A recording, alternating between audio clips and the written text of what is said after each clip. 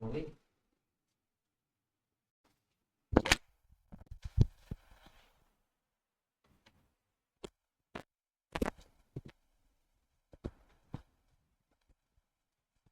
Hello.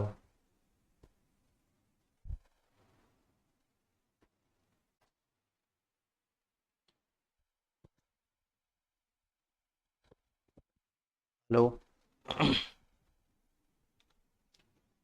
Hello. सभी प्रिय साथियों को नमस्कार, गुड मॉर्निंग, जय हिंद, जय भारत। कैसे हैं आप सब लोग? साथियों, उम्मीद करता हूं आप सब स्वस्थ हो, सब मस्त हो, सब अपनी अपनी स्टडी में व्यस्त हो। RWA परिवार में आप सभी प्रिय साथियों का हार्दिक स्वागत एवं अभिनंदन है। और स्वागत करने के लिए तैयार है आपका बड़ा भाई, आपका दोस्त, आपका साथी, आपका सहयोगी दीनदयाल पारीक। Very good. आ जाइएगा दोस्तों, जल्दी से सेशन को कंटिन्यू करते हैं। आ जाओ भाई। चलो, आप मुझे एक बार बता दें कि अपने कौन सा टॉपिक पढ़ रहे थे। Very good. Salma, good morning Salma. आवाज ही आवाज सर, आवाज कम आ रही है क्या? या आवाज सही नहीं आ रही? बताओ क्या दिक्कत आ रही है आवाज में? आवाज सही आ रही है आप सभी के पास? चलो मैं भी चेक कर लेता हूं, कोई बात नहीं।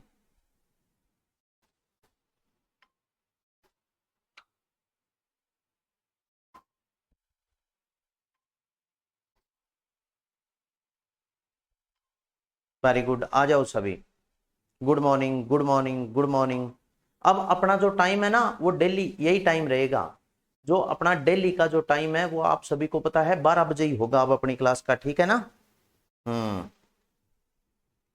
Very good.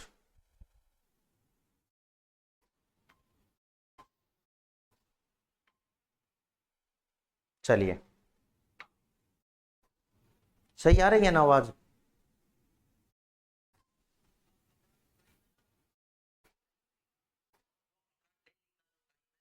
हाँ चलिएगा। चलो, हाँ, भौतिक भाग टॉपिक चल रहा था। और देखो सुनो, मैंने मध्यवर्ती अरावली पर्वतीय प्रदेश आपको कंप्लीट पढ़ा दिया था।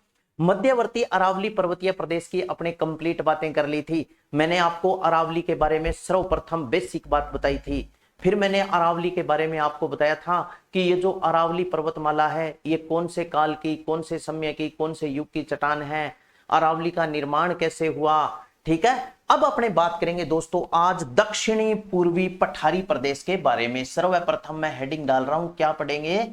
दक्षिणी पूर्वी पठारी प्रदेश। दक्षिणी पूर्वी पठारी प्रदेश। पठारी प्रदेश। चलिएगा।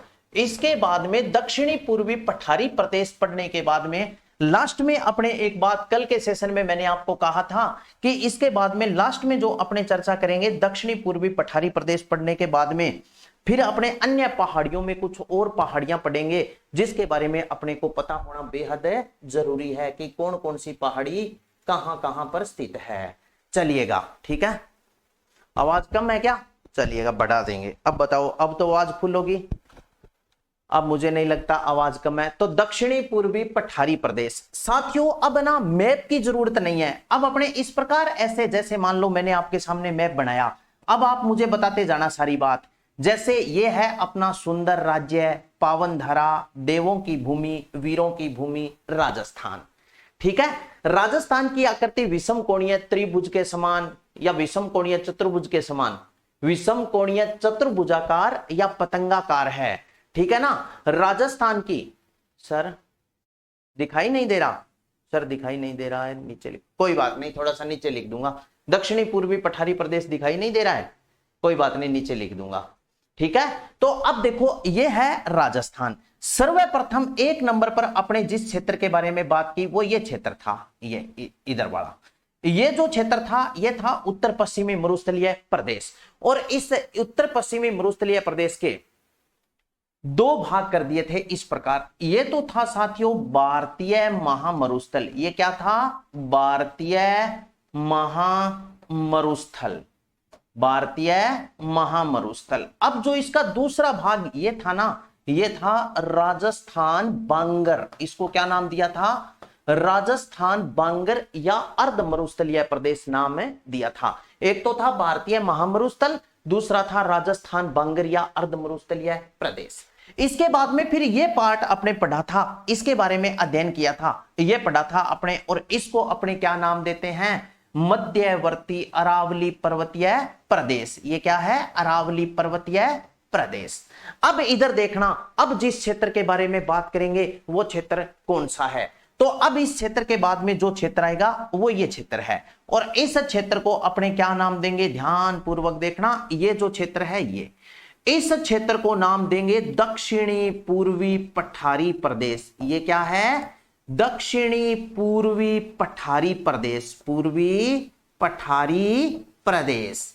ये जो क्षेत्र है ये है दक्षिणी पूर्वी पठारी प्रदेश। और अब मैं सारी की सारी विशेषता इस क्षेत्र के बारे में आपको बताता जाऊंगा।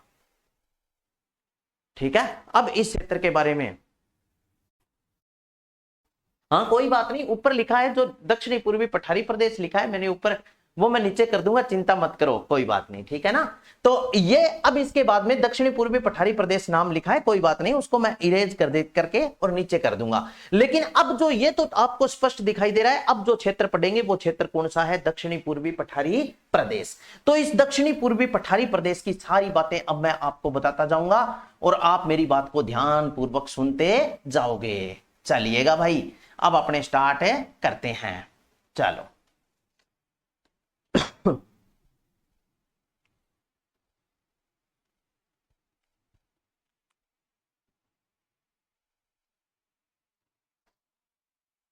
चलिएगा,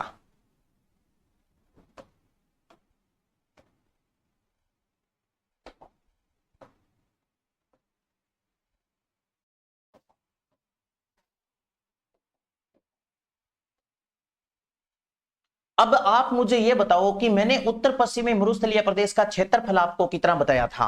उत्तर पश्चिमी मरुस्थलीय प्रदेश का क्षेत्रफल कितना है, ये लीजिए। अब पढ़ेंगे कौन सा क्षेत्र, दक्षिणी पूर्वी पठारी प्रदेश। तो मैं नाम लिख देता हूं, दक्षिणी पूर्वी पठारी प्रदेश, दक्षिणी पूर्वी पठारी प्रदेश, पठारी प्रदेश, ये लो, दक्षिणी पूर्वी पठारी प्रदेश। इस क्षेत्र के बारे में चर्चा करेंगे, चलो।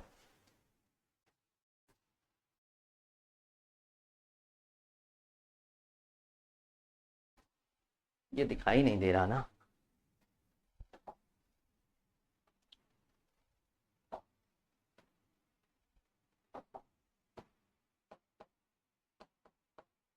दक्षिणी पूर्वी पठारी प्रदेश, ये लो, ये है दक्षिणी पूर्वी पठारी प्रदेश। इस क्षेत्र के बारे में बताऊंगा अब मैं। तो दक्षिणी पूर्वी पठारी प्रदेश के बारे में नंबर 1 अपने पढ़ेंगे, इसका क्षेत्रफल कितना है। तो सर्वप्रथम देखो सुनो, 1 नंबर पर मैं लिख रहा हूं, इस दक्षिणी पूर्वी पठारी प्रदेश का निर्माण, इस क्षेत्र का निर्माण कौन से युग में हुआ था। इसके बाद में इसका क्षेत्रफल कितना है, निर्माण के बाद में क्षेत्रफल, क्षेत्रफल के बाद में आ जाएगी इस क्षेत्र की जनसंख्या, भी यहां पर कितनी जनसंख्या निवास करती है। फिर आ गया ये क्षेत्र अवशेष किसका है। सर्वप्रथम क्या पढ़ेंगे, निर्माण, इसके बाद में क्षेत्रफल, फिर जनसंख्या, और फिर यह क्षेत्र आ गया अवशेष, किसका अवशेष माना जाता है। यह भी आपको नहीं दिखा रहा, जूम आउट करो, जूम इन नहीं, क्या चक्कर हो गया।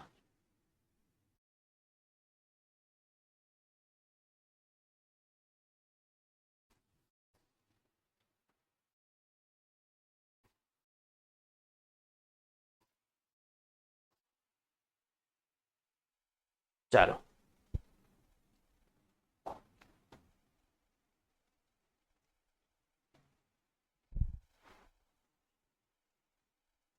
दक्षिणी पूर्वी पठारी प्रदेश, इसका सर्वप्रथम अपने पढ़ेंगे निर्माण। अब साइड से नहीं दिख रहा, चलो 1 मिनट थोड़ा सा मैं, अब ठीक है। अब सर्वप्रथम देखो सुनो, दक्षिणी पूर्वी पठारी प्रदेश का अपने पढ़ेंगे निर्माण, इस क्षेत्र का निर्माण कब हुआ था? अगर मैं आपसे यह पूछूं कि दक्षिणी पूर्वी पठारी प्रदेश का निर्माण कब हुआ, तो निर्माण में आपका उत्तर क्या होगा? इस क्षेत्र का निर्माण दोस्तों मीसोजोइक महाकल्प के, कौन से में? मीसोजोइक। इस क्षेत्र का निर्माण मीसोजोइक महाकल्प, मीसोजोइक महाकल्प, इस क्षेत्र का निर्माण मीसोजोइक महाकल्प के कौन से युग में हुआ? मीसोजोइक महाकल्प के क्रीटेशियस युग में हुआ था। क्रीटेशियस, क्रीटेशियस, मीसोजोइक महाकल्प के क्रीटेशियस युग में इस क्षेत्र का क्या हुआ था? निर्माण हुआ था। मीसोजोइक महाकल्प के कौन से? क्रीटेशियस युग में इसका क्या हो गया था? निर्माण हो गया था। नेक्स्ट आपसे पूछा जाएगा कि ये जो दक्षिणी पूर्वी पठारी प्रदेश है, इसका निर्माण मीसोजोइक महाकल्प के क्रीटेशियस युग में हुआ। फिर इसके बाद में इसका क्षेत्रफल कितना है? अगर मैं आपसे पूछूं इसका क्षेत्रफल कितना है, तो आपका उत्तर क्या होगा कि इसका तो सर क्षेत्रफल बहुत कम है। इसका क्षेत्रफल है 6.89% है। 6.89% इसका क्षेत्रफल है। इसमें एक बात याद रखना, मोस्ट इंपोर्टेंट बात आपको बता रहा हूं, 6.89% इसका जो क्षेत्रफल है, यह है साथियों सबसे छोटा भौगोलिक प्रदेश, सबसे छोटा भौगोलिक प्रदेश, भौगोलिक प्रदेश। ये राजस्थान का क्या है मेरे साथी? सबसे छोटा भौगोलिक प्रदेश है। राजस्थान का सबसे छोटा भौगोलिक प्रदेश कौन सा है? तो आपका उत्तर हो जाएगा दक्षिणी पूर्वी पठारी प्रदेश। इसके बाद में इसका क्षेत्रफल 6.89% हो गया। फिर अपने बात करेंगे कि इस क्षेत्र में जनसंख्या कितनी की निवास करती है। अगर मैं आपसे पूछूं कि यहां पर जनसंख्या कितनी की निवास करती है, तो आप क्या उत्तर दे सकते हो? सर जी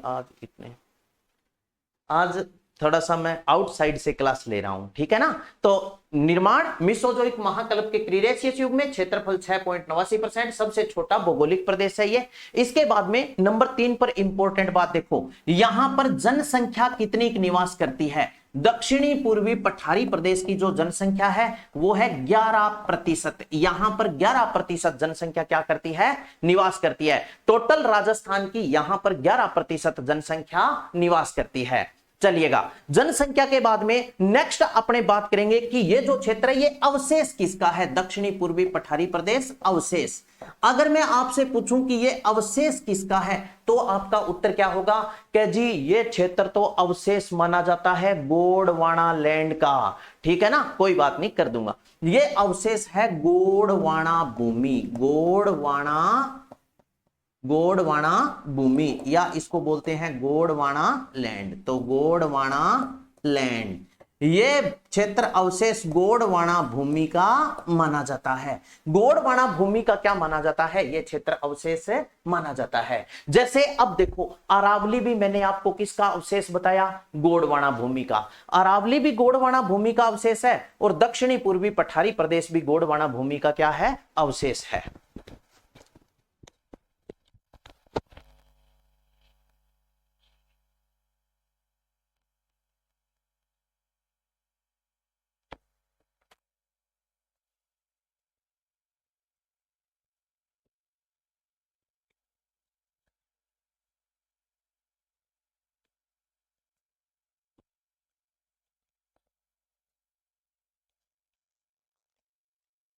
गोंडवाना भूमि का क्या माना जाता है? अवशेष माना जाता है। नेक्स्ट देखो, फिर आगे मैं बातें उसी प्रकार लिखता जाऊंगा जैसे अपने हर क्षेत्र के बारे में पढ़ी थी, हर क्षेत्र के बारे में पढ़ी थी उसी प्रकार एक बार लिखूंगा, फिर सारी की सारी बातें मैप पर एक्सप्लेन करूंगा। तो अवशेष के बाद में देखो सुनो, अपने बात करेंगे मिट्टी। अगर मैं आपसे पूछूं कि दक्षिणी पूर्वी पठारी प्रदेश में किस प्रकार की मिट्टी का विस्तार है, जैसे मैंने क्या लिखा? मिट्टी। भी इस क्षेत्र में दक्षिणी पूर्वी पठारी प्रदेश में किस प्रकार की मिट्टी पाई जाती है, यहां पर कैसी मिट्टी पाई जाती है। मिट्टी के बाद में अपने पढ़ेंगे यहां पर वर्षा कितनी होती है, वर्षा के बाद में अपने पढ़ेंगे यहां पर वनस्पति किस प्रकार की पाई जाती है, वनस्पति के बाद में अपने पढ़ेंगे मिट्टी, वर्षा, वनस्पति। वनस्पति के बाद में अपने पढ़ेंगे दक्षिणी पूर्वी पठारी प्रदेश की प्रमुख फसल कौन सी है, कि दक्षिणी पूर्वी पठारी प्रदेश में क्या अपने अफीम बोते हैं या नहीं बोते, क्या गन्ना बोते हैं या नहीं बोते। तो मिट्टी, मिट्टी के बाद में आ गया दक्षिणी पूर्वी पठारी प्रदेश में वर्षा, वर्षा के बाद में वनस्पति, वनस्पति के बाद में फसल, फसल के बाद में आ गया जलवायु। दक्षिणी पूर्वी पठारी प्रदेश की जलवायु कैसी है, जलवायु के बाद में अपने बात करते हैं। एक बार देखो सुनो, ये जो दक्षिणी पूर्वी पठारी प्रदेश है यहां पर काली मिट्टी का क्या है, विस्तार है। किस प्रकार की मिट्टी पाई जाती है, काली। और काली मिट्टी का एक मोस्ट इंपोर्टेंट नाम आप याद रखना, काली मिट्टी को अपने किस नाम से जानते हैं अगर मैं आपसे पूछूं तो इसे बोलते हैं दोस्तों कौन सी, एंटीसोल्स, एरिडोसोल्स, एल्फीसोल्स, वर्टिसोल्स, इंसेप्टिसोल्स। तो आप यहां पर याद रखना वर्टिसोल्स प्रकार की मिट्टी पाई जाती है। कौन सी है, काली मिट्टी को बोलते हैं वर्टिसोल्स मिट्टी। अब काली मिट्टी पाई जाती है और इस क्षेत्र में वर्षा कितनी होती है अगर आपसे पूछ ले तो वर्षा आप याद रखना 80 से 120 सेमी, 80 से 120 सेमी।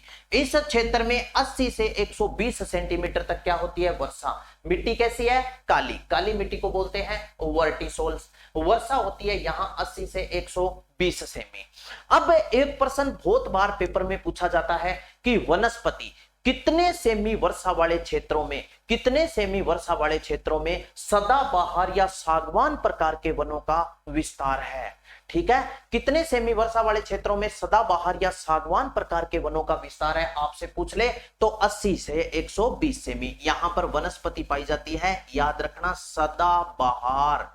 क्या याद रखोगे, सदाबहार, या इसका दूसरा नाम याद रखना सागवान प्रकार, सागवान प्रकार। यहां पर सदाबहार या सागवान प्रकार के वनों का क्या है, विस्तार है। और इस दक्षिणी पूर्वी पठारी प्रदेश की प्रमुख फसल कौन सी है, तो यहां पर अपने जैसे साथियों सोयाबीन की खेती करते हैं, सोयाबीन। ठीक है, इसके साथ में यहां पर अपने कपास की खेती करते हैं, कपास के साथ साथ अपने यहां पर अफीम की खेती करते हैं। किसकी, अफीम। ठीक है, जैसे सोयाबीन है, कपास है, अफीम है। अफीम के बाद में एक बात और याद रखना, यहां पर सबसे ज्यादा मसाला उत्पादन भी किया जाता है। क्या किया जाता है, मसाला उत्पादन भी करते हैं, जैसे फसल सोयाबीन, कपास, अफीम, मसाला। इस क्षेत्र की जलवायु कैसी है। अब ना मेरे को आपको एक बात और बतानी पड़ेगी, मोस्ट इंपोर्टेंट बात, ध्यान पूर्वक सुनना। जैसे मान लीजिए मैंने इस प्रकार एक राउंड लगाया, ये माना कि इस प्रकार ऐसे करते हैं, माना कि ये क्या है साथियों, ये अपना सुंदर राज्य है, पावन धरा, देवों की भूमि राजस्थान है। ये अपना क्या है, सुंदर राज्य है, पावन धरा, देवों की भूमि, वीरों की भूमि राजस्थान है। ठीक है ना। अब ध्यान पूर्वक देखो सुनो, जैसे ये जो इधर वाला जो क्षेत्र था, इतना क्षेत्र, जैसे इसको अपने नाम दिया था, ये पूरा का पूरा क्षेत्र क्या था, उत्तर पश्चिमी मरुस्थलीय प्रदेश, हाँ या ना। इसके बाद में ये जो क्षेत्र है ये था मध्यवर्ती अरावली पर्वतीय प्रदेश, ये जो क्षेत्र है ये था दक्षिणी पूर्वी पठारी प्रदेश, और ये क्षेत्र है ये है पूर्वी मैदानी प्रदेश। इसके बारे में अपने अभी तक कोई चर्चा नहीं की, आगे इसके बारे में चर्चा करेंगे। अब एक बात ध्यान पूर्वक सुनो, ये जो उत्तर पश्चिमी मरुस्थलीय प्रदेश है, यहां पर मैंने आपको जलवायु बताई थी, इसमें दो डिवाइडेशन किए थे ऐसे, जैसे दो डिवाइडेशन करके, और मैंने आपको दो बातें बताई थी भी, एक तो ये इसको 1 नंबर दे देंगे और इसको कितना नंबर देंगे, 2 नंबर, और इस अरावली को नंबर दे देंगे 3। तो अभी तक ये 3 चीजें आपने डिस्कस की है।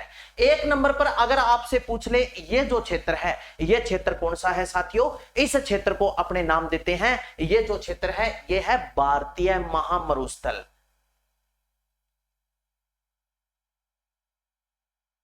ये भारतीय महामरुस्थल, क्या दूर करूं सर, पाकिस्तान से सबसे ज्यादा दूर जिला हेडक्वार्टर बीकानेर है, और आपने फलोदी बताया है, मैंने सीमा के अकॉर्डिंग बताया है भी, फलोदी भी राजस्थान की सीमा पर है। ठीक है ना, हाँ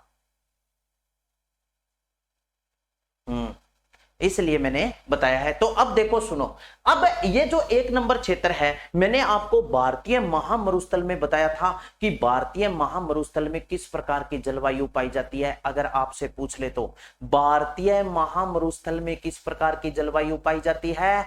भारतीय महामरुस्थल में तो कह जी जलवायु शुष्क, यानी सबसे ज्यादा गर्म है, उष्ण जलवायु है।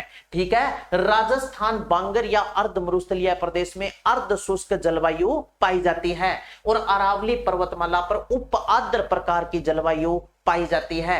जबकि दक्षिणी पूर्वी पठारी प्रदेश है, यहां पर किस प्रकार की जलवायु पाई जाती है? अगर मैं आपसे पूछूं तो आपका उत्तर हो जाएगा कि जी यहां पर अति आर्द्र जलवायु है। अति आर्द्र किस प्रकार की जलवायु है? यहां पर अति।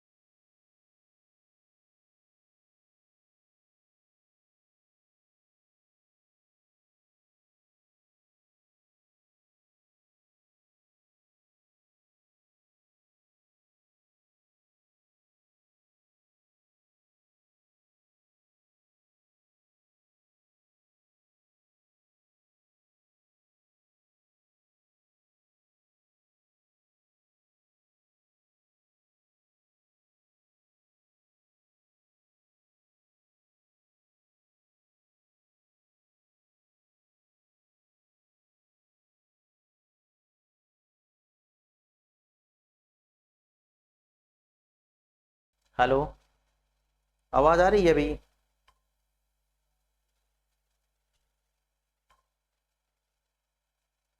हेलो,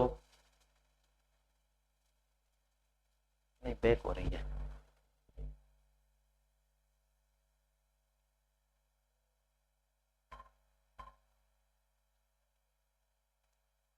हेलो,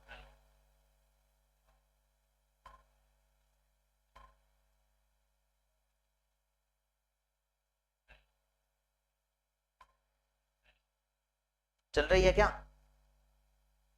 अब ठीक है सर, अब ठीक है क्या? चलो ठीक है भाई।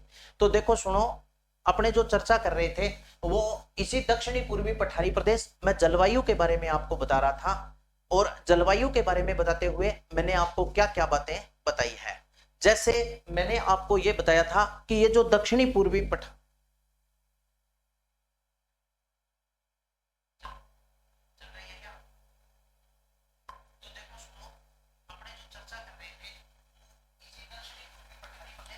देख, अब यहां पर मैंने आपको बताया था भी जैसे शुष्क या गर्म जलवायु पाई जाती है। इसके बाद में देखो सुनो, अर्ध शुष्क जलवायु है, उपाद्र जलवायु।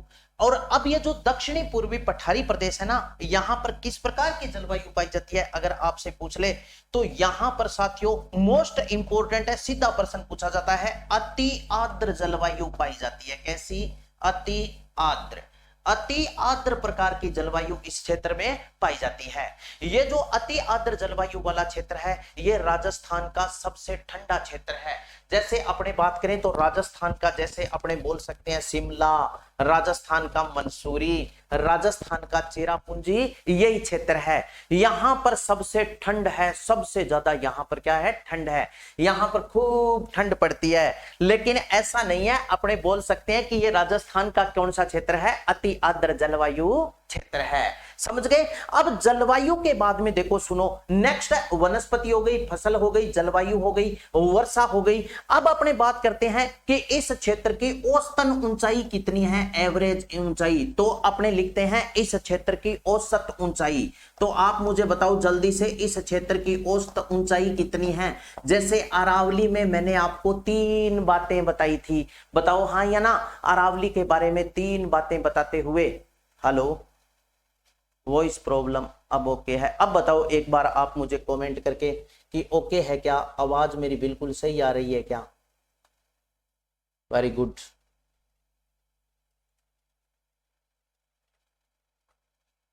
बता दीजिए भाई।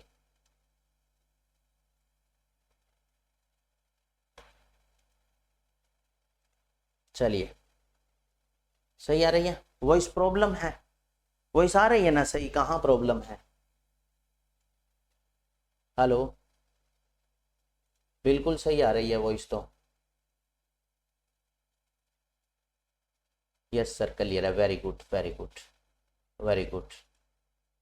अब सही है क्या? ठीक है। तो अब देखो, औसत ऊंचाई, औसत ऊंचाई मैंने आपको अरावली की 3 ऊंचाइयां बताई थी अलग अलग। जैसे मान लो अरावली के बारे में मैंने आपको एक तो बताया था कि ये जो अरावली पर्वतीय प्रदेश है, इसकी आप याद रखना कि जैसे मध्य अरावली की ऊंचाई कितनी है, लघु खंड किए थे 3, उत्तरी अरावली की ऊंचाई, दक्षिणी अरावली की ऊंचाई। इसी प्रकार आप याद रखना इस क्षेत्र की औसत ऊंचाई है वो कितनी है, समुद्र तल से औसतन ऊंचाई है इस क्षेत्र की 500 मीटर। ये क्षेत्र समुद्र तल से औसतन 500 मीटर की ऊंचाई पर स्थित है। एवरेज इसकी ऊंचाई कितनी है? वेरी गुड, बहुत अच्छी बात है, क्लियर है। तो और इसकी औसतन ऊंचाई 500 मीटर के आसपास है। क्लियर है जी? यहां तक कोई बात नहीं है। अब इसके बाद में बात करेंगे दक्षिणी पूर्वी पठारी प्रदेश का ढाल किस तरफ है।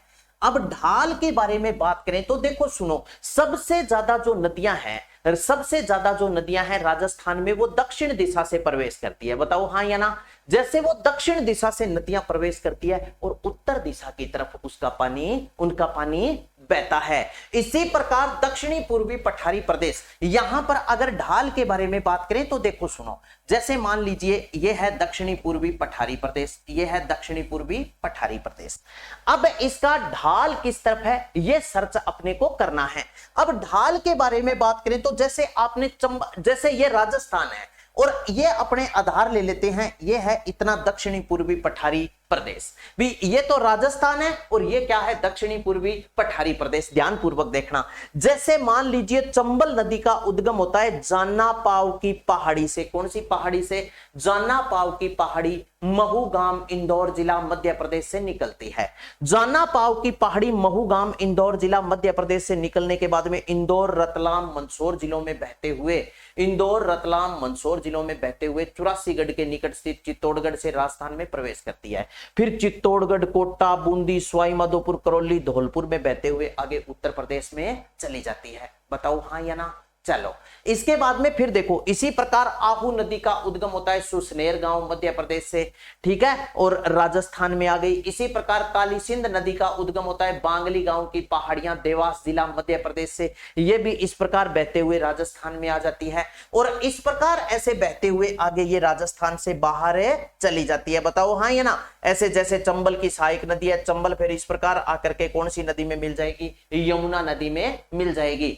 चंबल, चंबल के माध्यम से यमुना, और यमुना फिर कहां जाएगी? बंगाल की खाड़ी में। तो दक्षिणी पूर्वी पठारी प्रदेश है वो सारा का सारा कौन से प्रवाह क्रम के अंतर्गत आता है? अगर मैं आपसे पूछूं तो वो दक्षिणी पूर्वी पठारी प्रदेश सारा का सारा एक ही प्रवाह क्रम के अंतर्गत आता है, और वो प्रवाह क्रम कौन सा है? बंगाल की खाड़ी का प्रवाह क्रम। क्योंकि इस दक्षिणी पूर्वी पठारी प्रदेश में आंतरिक प्रवाह की कोई भी नदी नहीं है, आंतरिक प्रवाह की इस क्षेत्र में कोई भी नदी नहीं है। चलिएगा, अब देखो सुनो, अब मैंने ये लिख दिया ढाल। दक्षिणी पूर्वी पठारी प्रदेश का जो ढाल है वो आप याद रखना, इस क्षेत्र का ढाल दक्षिण से उत्तर की तरफ है, दक्षिण से उत्तर की तरफ, दक्षिण से उत्तर की तरफ, उत्तर की तरफ।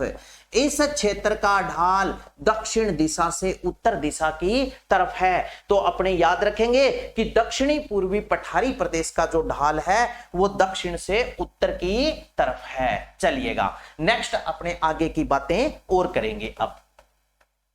अब ये जो दक्षिणी पूर्वी पठारी प्रदेश है ना, ये हिस्सा माना जाता है। आप मुझे एक बात बताओ, मध्य प्रदेश में एक पठार का आपने नाम सुना है क्या? जो मध्य प्रदेश में एक पठार पड़ता है, एक बार रिफ्रेश कर लो, अगर ऐसी हो रही है आपकी क्लास तो एक बार आप रिफ्रेश कर लीजिए।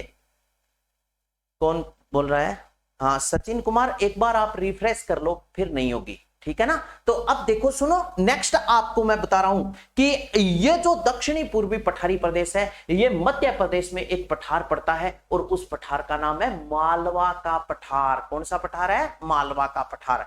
राज्य का दक्षिणी पूर्वी पठारी प्रदेश मालवा के पठार से मिला होने के कारण इसे माल प्रदेश के नाम से भी जाना जाता है। और एक ये अरावली और विंध्याचल पर्वतमाला दोनों से घिरा होने के कारण इसे संक्रांति प्रदेश के नाम से जाना जाता है। तो आइए ये भी बात अब अपने क्या करते हैं, लिखते हैं। सर्वप्रथम देखो ध्यान पूर्वक, ये क्षेत्र याद रखना, ये साथियों किस किस से मिला हुआ है। जैसे आपको पूछ ले तो मालवा के पठार का, साथियों ये दक्षिणी पूर्वी पठारी प्रदेश ऐसे लिखते हैं, दक्षिणी पूर्वी पठारी प्रदेश, दक्षिणी पूर्वी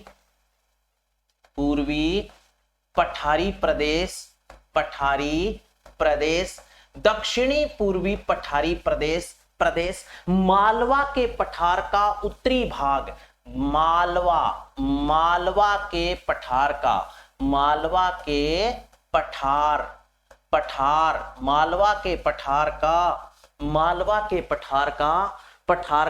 उत्तरी भाग माना जाता है, इसलिए इसे मालवा के पठार का उत्तरी भाग माना जाता है। मालवा के पठार का कौन सा उत्तरी भाग माना जाता है, इसलिए इसे माना जाता है, इसलिए इसे माल प्रदेश भी कहा जाता है। इसलिए इसे क्या कहते हैं, इसलिए इसे माल प्रदेश भी कहा जाता है। ये मालवा के पठार का उत्तरी भाग माना जाता है, इसलिए इस दक्षिणी पूर्वी पठारी प्रदेश को किस नाम से साथियों, माल प्रदेश के नाम से भी जानते हैं। किस नाम से जानते हैं इसको, माल प्रदेश भी इसे कहा जाता है। अब मेरी एक बात आप ध्यान पूर्वक सुनो, जैसे मैं आपसे बात करूं कि मान लीजिए ये तो है राजस्थान, ठीक है।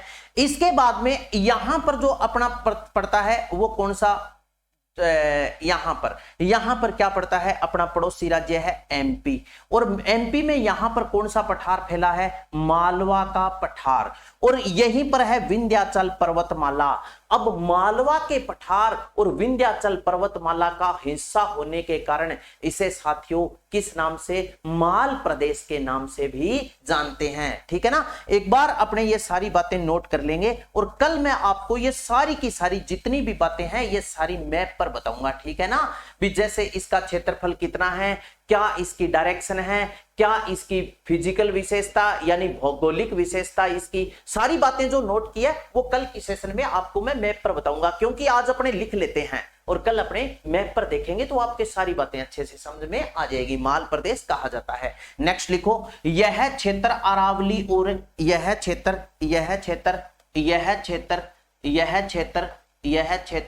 क्षेत्र अरावली व विंध्याचल पर्वतमाला से, अरावली व विंध्याचल अरावली व विंध्याचल पर्वतमाला से अरावली व विंध्याचल पर्वतमाला से अरावली व विंध्याचल पर्वतमाला से घिरा होने के कारण, अरावली व विंध्याचल पर्वतमाला से घिरा होने के कारण, अरावली व विंध्याचल पर्वतमाला से घिरा होने के कारण, यानी घिरा होने के कारण इसका मतलब क्या है, अरावली और विंध्याचल इनके दोनों के बीच में स्थित है। घिरा होने के कारण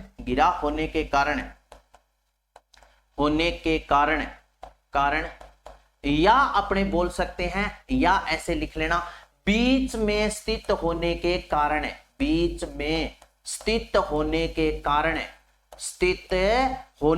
कारण, अरावली व विंध्याचल पर्वतमाला के बीच में स्थित होने के कारण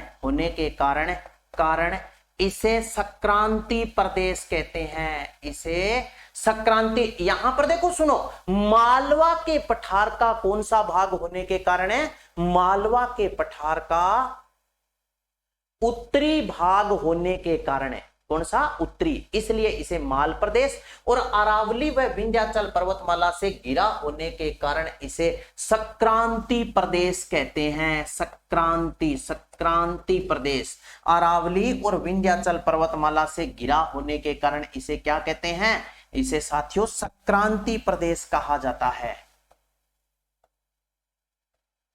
संक्रांति प्रदेश कहते हैं। अरावली और विंध्याचल पर्वतमाला से घिरा होने के कारण इसे संक्रांति प्रदेश कहा जाता है। कहा जाता है। संक्रांति प्रदेश क्यों कहा जाता है? एक तरफ तो इसके अरावली है और एक तरफ इसके क्या है? विंध्याचल पर्वतमाला है। दोनों से घिरा होने के कारण या दोनों के बीच में स्थित होने के कारण इसे क्या कहेंगे? संक्रांति प्रदेश के नाम से इसे जानेंगे। तो ये जो दक्षिणी पूर्वी पठारी प्रदेश है ये क्या कहलाता है? संक्रांति प्रदेश कहलाता है। नेक्स्ट देखो साथियों, नेक्स्ट याद रखना, दक्षिणी पूर्वी पठारी प्रदेश, दक्षिणी पूर्वी पठारी प्रदेश, दक्षिणी पूर्वी पठारी प्रदेश क्या है साथियों? ये दक्षिणी पूर्वी पठारी प्रदेश, ये साथियों दक्षिणी पूर्वी पठारी प्रदेश ज्वालामुखी के दरारी उद्गार से निर्मित है। किससे निर्मित है? दक्षिणी पूर्वी पठारी प्रदेश किससे निर्मित है? ज्वालामुखी के, ज्वालामुखी, ये क्षेत्र ज्वालामुखी के दरारी उद्गार से निर्मित है। ज्वालामुखी के दरारी उद्गार, ज्वालामुखी का दरारी उद्गार, ज्वालामुखी के दरारी उद्गार से निर्मित है। उद्गार से निर्मित है, ठीक है ना। ज्वालामुखी के दरारी उद्गार से क्या है साथियों? ये क्षेत्र निर्मित है। अब मैं आपको बताऊंगा कि ज्वालामुखी का दरारी उद्गार क्या होता है, किसे कहा जाता है ज्वालामुखी का दरारी उद्गार। तो ध्यान पूर्वक देखो, ज्वालामुखी जैसे साथियों मान लीजिए इस नली से इस प्रकार ऐसे, जैसे मान लो ज्वालामुखी बाहर निकली और इस प्रकार इसका क्या हो गया? विस्तार हो गया। ये तो होता है ज्वालामुखी पर्वत।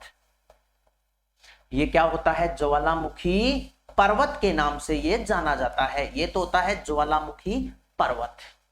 क्या जी? कोई दिक्कत नहीं है। अब एक होता है ऊपर से समतल है तो अपने बोलेंगे ज्वालामुखी पठार। लेकिन मोस्ट इंपोर्टेंट ज्वालामुखी का दरारी उद्गार क्या है कि जैसे मान लीजिए ये क्षेत्र है, अब यहां पर क्या, जैसे मान लीजिए ये इस प्रकार ऐसे नलियों से होकर के और ज्वालामुखी का दरारी, दरार जानोगे कि नहीं बोला है? अपनी मारवाड़ी भाषा में दरार ने के एक रहा है, जैसे दीवार के अंदर एक पतली सी दरार आ जाती है, बताओ हाँ या ना, बीच में गैप हो जाता है थोड़ा सा, उसे अपने क्या बोलेंगे? अपनी भाषा में बिन के बोले करा साथियों दरार।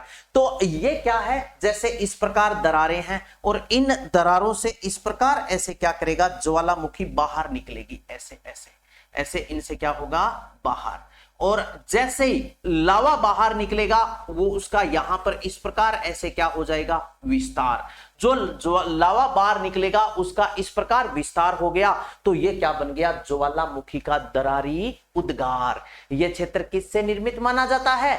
जो अपना दक्षिणी पूर्वी पठारी प्रदेश है, यह क्षेत्र, यानी इसे ऐसे बोलते हैं कि यह क्षेत्र ज्वालामुखी के दरारी उद्गार से क्या है? निर्मित है, ठीक है ना। तो इस क्षेत्र को क्या बोलेंगे कि यह क्षेत्र ज्वालामुखी के दरारी उद्गार से निर्मित है। और यह जो दक्षिणी पूर्वी पठारी प्रदेश है यह काली मिट्टी का उपजाऊ क्षेत्र है। काली मिट्टी का क्या है? उपजाऊ क्षेत्र है। यह राज्य का सबसे ज्यादा उपजाऊ क्षेत्र माना जाता है। अब आगे क्या करते हैं दोस्तों? ज्वालामुखी के दरारी उद्गार से तो निर्मित हो गया, अब अपने बात करेंगे कि इस दक्षिणी पूर्वी पठारी प्रदेश का विस्तार राजस्थान के कितने जिलों में है। जैसे साथियों अगर पेपर में प्रश्न पूछ ले कि अरावली पर्वतमाला का, एक प्रश्न और पूछ रहा हूं, आज से 4 दिन पहले 5 दिन पहले मैंने बताया था, बताओ हाँ या ना, वही प्रश्न मैं आज आपसे साझा फिर कर रहा हूं। जैसे मैं आपसे पूछूं कि अरावली पर्वतमाला का विस्तार राजस्थान के कितने जिलों में है? किसका विस्तार? अरावली पर्वतमाला का विस्तार। तो यहां पर मैंने लिखा अरावली। अरावली पर्वतमाला का विस्तार राजस्थान के कितने जिलों में है? यह है प्रश्नवाचक चिन्ह। तो जैसे ए नंबर पर मैंने ऑप्शन दे दिया 19, बी नंबर पर मैंने ऑप्शन दे दिया 16, सी नंबर पर मैंने ऑप्शन दे दिया 7, डी नंबर पर मैंने ऑप्शन दे दिया 11। तो आपका उत्तर क्या होगा? अरावली पर्वतमाला का विस्तार राजस्थान के कितने जिलों में है? अरे वाह, प्रियंका का उत्तर भी आ गया 7। Very good, very good, intelligent हो गए है ना आप, तो समझ गए सारी बातें, ठीक है ना। अब मैं बीच बीच में मैप लेना बंद कर रहा हूं क्यों लेना बंद कर रहा हूं? क्योंकि अब आपके दिमाग में मैप बन गया। बताओ हाँ या ना? पहले दिन जब मैंने भौतिक भाग स्टार्ट किया था, ठीक है, जब मैंने मैप फिलअप करवाया था, राजस्थान का मैप भरना सिखाया था परीक्षा में, तो मैंने आपसे एक बात कही थी कि मैं थोड़े दिन बाद जैसे यहां बोर्ड पर हाथ रखूंगा ना तो आपके मुंह से सिरोही निकलेगा, अगर मैं यहां हाथ रखूंगा तो आपके मुंह से बांसवाड़ा निकलेगा, अगर मैं यहां हाथ रखूंगा तो आपके मुंह से गंगानगर, जैसे मैंने यहां हाथ लगाया तो आपके मुंह से अलवर निकलेगा, यहां हाथ लगाया तो डींग, यहां भरतपुर, यहां धौलपुर। बताओ हाँ या ना? ये बातें झूठी नहीं है, क्योंकि आपके दिमाग में ये पिक्चर बननी स्टार्ट हो जाती है कि हाँ, अरावली पर्वतमाला का विस्तार राजस्थान के कितने जिलों में है? इसका सही उत्तर है 7। दक्षिणी अरावली 3 जिलों में, मध्य अरावली फिर 3 जिलों में, और उत्तरी अरावली का विस्तार फिर राजस्थान के कितने जिलों में है? 3।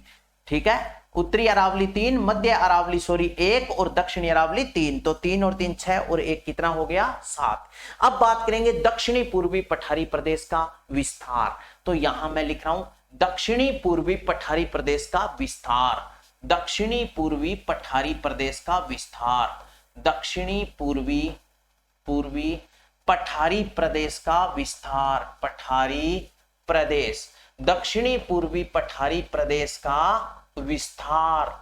दक्षिणी पूर्वी पठारी प्रदेश का विस्तार राजस्थान के कितने जिलों में है? तो आपका उत्तर आ जाएगा कि इस क्षेत्र का विस्तार तो राजस्थान के 7 जिलों में है। दक्षिणी पूर्वी पठारी प्रदेश, दक्षिणी पूर्वी पठारी प्रदेश का विस्तार राजस्थान के कितने जिलों में है? 7 जिलों में। ठीक है ना? अब इन 7 जिलों के नाम लिखेंगे कि कौन कौन से 7 जिलों में दक्षिणी पूर्वी पठारी प्रदेश का विस्तार है। तो दक्षिणी पूर्वी पठारी प्रदेश का विस्तार राजस्थान के कितने जिलों में है? 7 जिलों में। अब 7 जिलों में विस्तार के बारे में इस प्रकार लिखेंगे, जैसे 1 2 3 4 5 6 और 7। ये मैंने 7 तक गिनती लिखी। जैसे दक्षिणी पूर्वी पठारी प्रदेश का विस्तार राजस्थान के 7 जिलों में, आप याद रखना 7 जिले कौन कौन से हैं? जैसे कोटा, कोटा के बाद में आप याद रखना बूंदी, कोटा, बूंदी, बारां, झालावाड़, बारां, झालावाड़, कोटा, बूंदी, बारां, झालावाड़। इसके बाद में आ जाता है भीलवाड़ा, भीलवाड़ा के बाद में आ जाता है चित्तौड़गढ़, और चित्तौड़गढ़ के बाद में कौन सा जिला आ जाता है? बांसवाड़ा। कोटा, बूंदी, बारां, झालावाड़, इसके बाद में आ गया भीलवाड़ा, और भीलवाड़ा के बाद में जिला आ जाता है चित्तौड़गढ़। कौन सा गढ़ है? चित्तौड़गढ़। गढ़ तो गढ़, चित्तौड़ बाकी सारे गढ़इये। चित्तौड़गढ़, और चित्तौड़गढ़ के बाद में जो जिला है वो है कौन सा? बांसवाड़ा। कौन सा जिला है? बांसवाड़ा। तो दक्षिणी पूर्वी पठारी प्रदेश का विस्तार राजस्थान के कितने जिलों में है? 7 जिलों में। ठीक है, कौन कौन से 7 जिले हैं?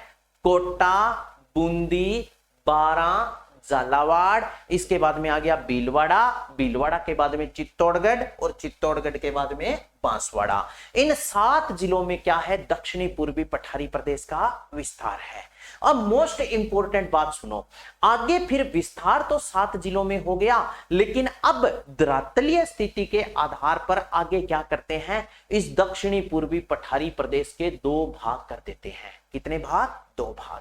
जब धरातलीय स्थिति के आधार पर दक्षिणी पूर्वी पठारी प्रदेश के 2 भाग करते हैं तो दोनों भागों को अलग अलग नाम भी देते हैं। जैसे एक को तो नाम देते हैं दक्कन का लावा पठार, और एक को नाम देते हैं विंध्यन का निमन कगारी भूमि वाला क्षेत्र। तो दक्षिणी पूर्वी पठारी प्रदेश का विस्तार राजस्थान के 7 जिलों में, कोटा, बूंदी, बारां, झालावाड़, भीलवाड़ा, चित्तौड़गढ़ और बांसवाड़ा। ठीक है, अब आपको आगे की कहानी बता रहा हूं। ठीक है साथियों, नेक्स्ट आप याद रखना धरातलीय स्थिति के आधार पर, नेक्स्ट अपने क्या याद रखेंगे? धरातलीय स्थिति के आधार पर, धरातलीय स्थिति के आधार पर, धरातलीय स्थिति के आधार पर,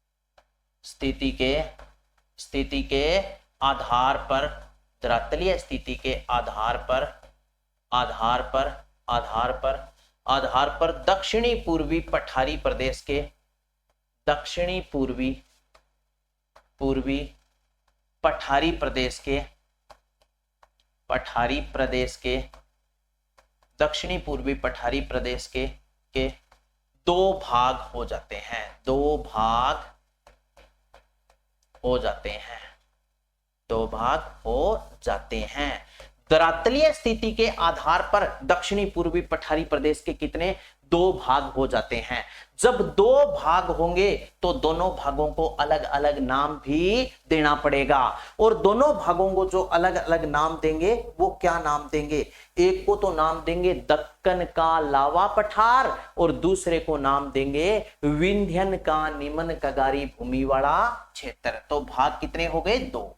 आज दो भागों को नाम देकर के छोड़ूंगा, और कल जितनी आज आपको बातें बताई वो सारी बातें मैप पर पुनः दोहराऊंगा ताकि आपके दिक्कत ना रहे, ठीक है ना। अब एक जो भाग है, दो भाग, एक तो आप याद रखना, एक को तो नाम देंगे दक्कन का लावा पठार, क्या नाम देंगे, दक्कन, दक्कन का लावा पठार, लावा पठार। एक को तो नाम दे दिया दक्कन का लावा पठार, और दूसरे को जो नाम देंगे वो देंगे विंध्यन का निम्न कगारी भूमि वाला क्षेत्र। दूसरे को क्या नाम देंगे, विंध्यन, विंध्यन का निम्न, विंध्यन का निम्न कगारी भूमि वाला क्षेत्र, विंध्यन का निम्न कगारी भूमि वाला क्षेत्र, भूमि वाला क्षेत्र। तो दक्षिणी पूर्वी पठारी प्रदेश के कितने भाग कर दिए, दो भाग। एक को तो नाम दे दिया, क्या नाम दिया, दक्कन का लावा पठार, और दूसरे को नाम दे दिया विंध्यन का निम्न कगारी भूमि वाला क्षेत्र।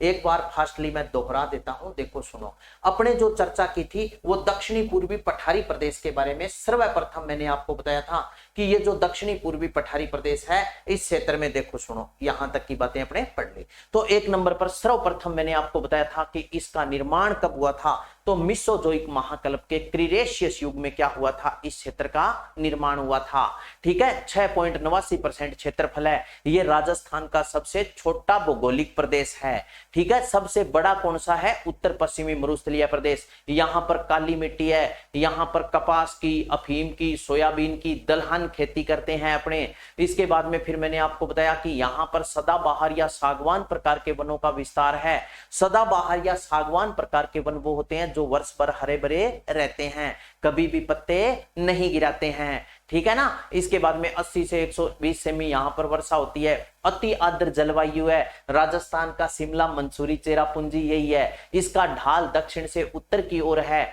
फिर आपने पढ़ा था इसकी लगभग 500 मीटर के आसपास औसतन क्या है, ऊंचाई है, ठीक है। फिर इसके बाद में देखो सीईटी के फॉर्म जल्दी स्टार्ट हो जाएंगे, लगभग मेरे हिसाब से दिसंबर से पहले तो नहीं होंगे यार, हो सकता है नवंबर या दिसंबर में सीईटी के फॉर्म स्टार्ट हो जाएंगे आपके, ठीक है। फिर मैंने आपको बताया कि ये जो ज्वालामुखी के दरारी उद्गार से निर्मित है, अरावली और विंध्याचल पर्वतमाला से घिरा होने के कारण संक्रांति प्रदेश भी इसे कहते हैं, और ये मालवा के पठार का उत्तरी भाग है माना जाता है। ओके, ऑल द बेस्ट साथियों, मिलते हैं ब्रेक के बाद, तब तक के लिए आप सभी को राम राम।